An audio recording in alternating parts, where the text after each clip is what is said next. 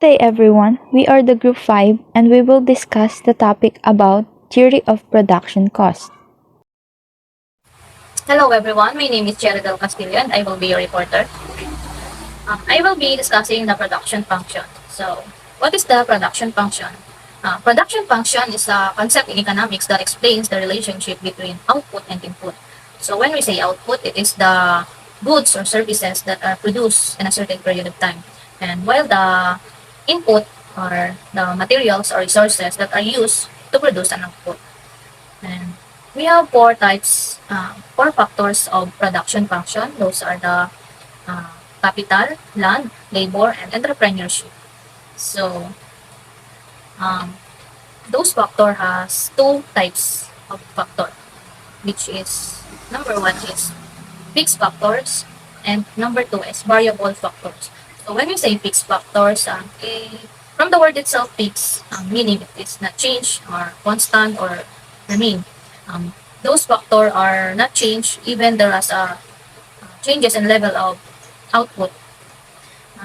The example of fixed factors are land or machinery. So the cost of them are not changed even there is a change in level of output. So kahit na dumami yung kailangan na output, so sa yung fixed factors or yung mga input sa fixed factors are uh, they are not changed. Unlike the variable factors, if there are some changes in an output, so it is also changed. Like for example, raw materials or the manpower. So if the production has increased, meaning the manpower or the raw materials are also increased. So that is the two types of factors in production function. And lastly, we have in mathematical expression, we have the formula U is equal to F, or those F are the inputs, which is K, L, or LA. Q is representing the quantity of output, and F or those outputs are K is for capital, L is for labor, and LA is for land. Hello guys, I will be discussing the two types of production function. The first one is short run. The short run refers to a time interval where factors of production cannot be changed, such as capital or machinery. However, variable factors like labor can be altered. Fixed factors are fixed in quantity in the short run, while variable factors can be changed. Here are some major features of the short-run production function. The change in total output in the short-run production function is only caused by a single variable factor like labor. The behavior of the short-run production function or the input-output relationship in the short run is studied under the law of variable proportions. It is also called the production function with one variable input. And for the last one is the long run. The long run refers to a period where a firm can change all its factors of production on inputs, including plant capacity and changes in output by changing inputs like building and machinery. This is a situation where all inputs are variable, and the long-run production function studies the change in total output when all inputs used in a commodity are changed simultaneously and in the same proportion. Here are some major features of the long-run production function. It is the production function having all the inputs are variable. The long-run production function is the technical or functional relationship between inputs and outputs when quantities of all inputs are variable. The input-output relationship in the long-run production function, or the behavior of the long-run production function, is explained by the law of returns to scale. Hello everyone, I'm Jamie Luisiana Avicida from HRM 1A and I will be discussing about production analysis with one variable inputs. As what the production means, it is the process by which inputs are combined, transformed, and turned into outputs. As what the inputs includes the land, labor, capital, and entrepreneurs. So when the input are processed, it will become the outputs, which are the goods and services. For example, you are making pizza just like in the picture. Then the inputs are the ingredients, which are the vegetables, cheese, and the crust, and as the pizza is the output. Now that we know what is production and inputs are, now we look at the classifications of productions on inputs. First, we have land. So what is land? What is the use of it on our production? Land is very important for the production of goods. It is used by farmers to grow food and raise the animals. Houses, like factories, stores, are built on land. Using land properly benefits our economy and variety of industries. So this refers to the natural resources, and land has activities such as farming, planting, fishing, foresting, and etc. And then we have labor. What's the use of labor on production? Labor involves physical skill and mental skill in producing goods or services. The quantity of labor is determined by size of population, age, distribution, and so on, while the quality is determined by level of education, training, and so on. And then we have capital. What's the use of capital in production? Capital is the tools and equipment used in producing capital or consumer's good. The capital goods is an investment that facilitates the production of consumers' goods. And lastly, we have the entrepreneurs. What is the use of entrepreneurs? Entrepreneur is the person who takes the initiative to combine all the resources. Entrepreneur makes the decision on what, how, and for whom to produce. Hi, I'm Dana Micaela V. Santua, and today I'll be discussing the types of input. Types of inputs can be classified into two broad categories. The first one is fixed inputs. Fixed inputs refers to those factors of production that cannot be easily changed in the short run. These are the inputs that are required to produce goods and services but cannot be increased or decreased in the demand or supply. Examples of fixed inputs include land, buildings, machinery, and equipment. These inputs play a vital role in determining the productive capacity of a firm. In the long run, the level of fixed input can be adjusted to increase production, such as building more factories or purchasing more equipment. The second input is variable input. As the name suggests, are inputs that can be easily adjusted in the short run in response to changes in demand or supply. Examples of variables inputs include labor, raw materials, and energy. The level of variables inputs used in production can be increased or decreased to achieve the desired level of output. For example, a firm can hire more workers to increase production if demand for its product increases, or it can reduce the use of raw materials if the cost of raw materials increases. Variables inputs are important because they allow firms to adjust their production levels in response to changing market conditions and to operate efficiently. So now, I will continue our report about cost of production. What is cost of production? Cost of production is all the cost that the company incurs when offering a service or manufacturing a product. These are various expenses including the cost of materials, employee wages, factory maintenance, and shipping costs. There are two types of cost of production. These are direct cost and indirect cost. First one is direct cost. These are the expenses the company incurs directly to produce a product or services or to purchase a wholesale product for resale. Second is indirect cost. These are the expenses you can directly associate with the produced product. A business incurs that are not directly related to making a product or service.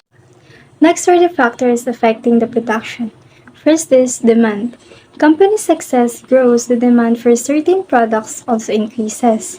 To fulfill customer satisfaction, company may buy more raw supplies, hire new laborers, expand the production facility, or even open a second location.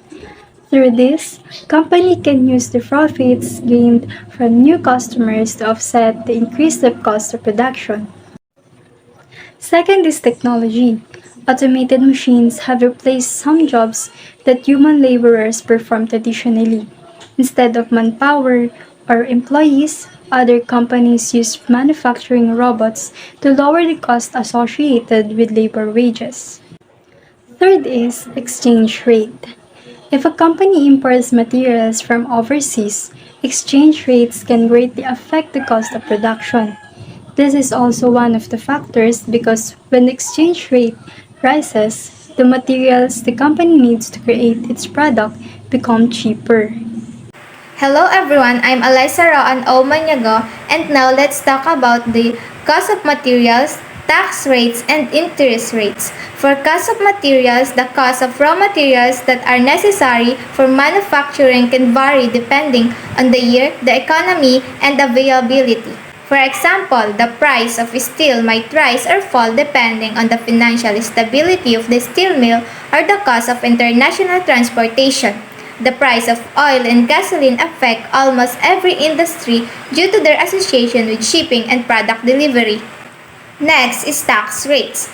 Taxes are an indirect production cost that can contribute significantly to the company's annual overhead. Taxes may be higher or lower during a certain year depending on changes in the local or federal government. Interest rates. Another indirect cost for companies is their loans. If a company borrows funds for a bank or other entity to pay expenses, the loan's interest rates can rise or fall. A rise in interest rates can increase the amount due for each regular loan repayment. Why calculate cost of production? Cost of production is an important factor for businesses to consider when assessing their financial health. If a product's cost of production is consistently higher than the profit it earns, the company may cease production to stay within budget. Similarly, if the expenses involved in providing a particular service become too great, the company may either discontinue the service or find a way to cut costs. Now, how to calculate cost of production? You can calculate cost of production in cost per unit, which involves how much money it takes to create an individual item. To calculate cost per unit, consider the following steps. Number 1. Identify your fixed costs. Fixed cost refers to the costs that remain over time. These costs are independent of a company's units production, which mean no matter how many units a company produces or how much demand it has, the fixed cost stays. Fixed costs may include items like business insurance, office space rent, property taxes, equipment rental, and employees' annual salaries and benefits. Number 2, determine your variable cost. Variable cost refers to the cost that may change daily, monthly, quarterly, or between production times. These types of costs depend on the number of units a company produces, and they can vary from one calculation to the next. Number 3, determine how many units the company is producing. Determining the number of units a company is producing is also necessary for the cost per unit calculation. But make sure all units of measurement are the same as well. For instance, if you use units number on quarterly basis, it's important that your variable and fixed costs are on quarterly basis too. And last, insert your variable costs, fixed costs, and numbers of units into the formula. To complete a cost per unit calculation, add up the company's variable and fixed expenses and divide that sum by the number of units the company produces. The equation looks like this. Cost per unit is equal total fixed cost plus total variable cost divided by total units produced. For example, a company had incurred the following expenses during the year on each production and produced 10,000 units of the final product. For further discussion, we'll now talk about the 4 levels of customer satisfaction. Level 1 is meeting customer expectations. This is the only level where you know that your customers are happy, fulfilled, and will not carry any severe grudge against you. Level 2 is surpassing customer expectations. Exceeding their basic expectation here will build a treasure trove of customer retention and will eventually augment your profitability bar too. Once a user sees that you are ready to surpass their expectations, they will most likely be eager to pay more and stick around for a longer time. Level 3 is delighting your customers. This accounts to be the beginning of greeting their loyalty towards you. This is also the stage where luring a loyal customer of yours away from the clutches of a vying competitor is difficult and impossible for some. Lastly, level 4 is amazing your customers. Receiving regular customer feedback too is a good way to show them that you are listening and that their suggestions are truly welcome.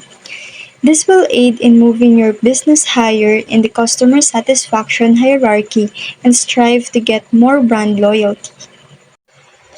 Resource allocation is the process of assigning and managing assets in a manner that supports an organization's strategic planning goals. Resource allocation includes managing tangible assets such as hardware to make the best use of softer assets such as human capital. Resource allocation involves balancing competing needs and priorities and determining the best course of action to maximize the use of limited resources and get the best return on investment. Indifference curve versus isoquant curve. Indifference curve shows the combinations of commodities in a bundle that provides the consumer with the same level of satisfaction. Isoquant curves visualize the combination of inputs used by the firms to produce a certain output level. Budget line versus isocost line. Budget line is a graphical representation of all possible combination of two goods which can be purchased with given income and prices, such that the cost of each this combination is equal to the money income of the consumer. Isocost line is a graphical presentation of various combination of two factors, labor and capital, which the firm can afford or purchase with a given amount of money or total outlay.